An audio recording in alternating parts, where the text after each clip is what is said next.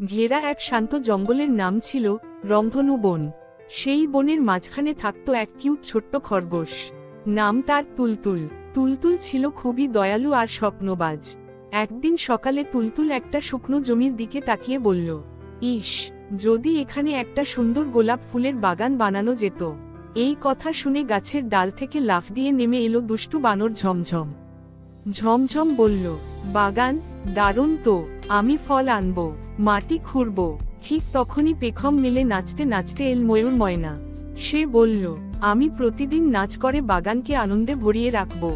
আর উপরে থেকে সবুজ টিয়া পাখির দল কিচিরমিচির করে বলল, আমরা দূর পাহাড় থেকে ভালো বীজ এনে দেব। তুলতুল খুব খুশি হলো।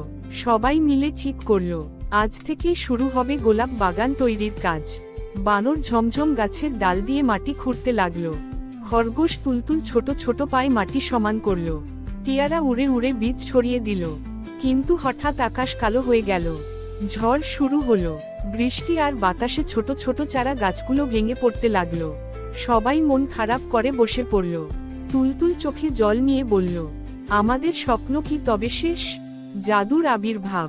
ঠিক তখনই পাশের ঝর্ণা থেকে এক ঝিলমিল আলো বেরিয়ে এলো।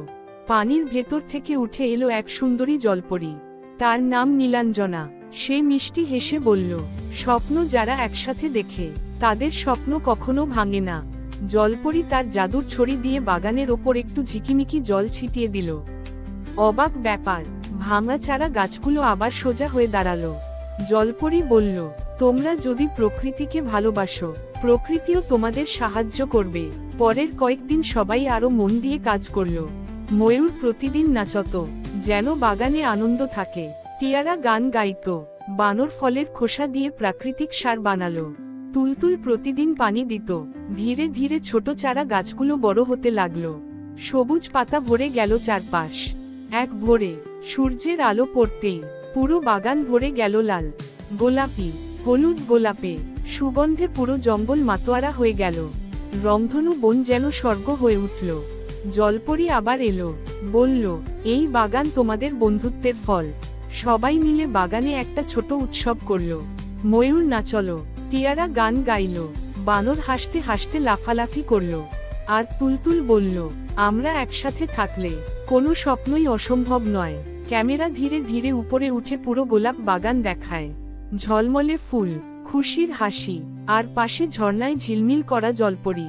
বন্ধুত্ব, পরিশ্রম আর প্রকৃতির ভালোবাসাই জীবনের আসল জাদু।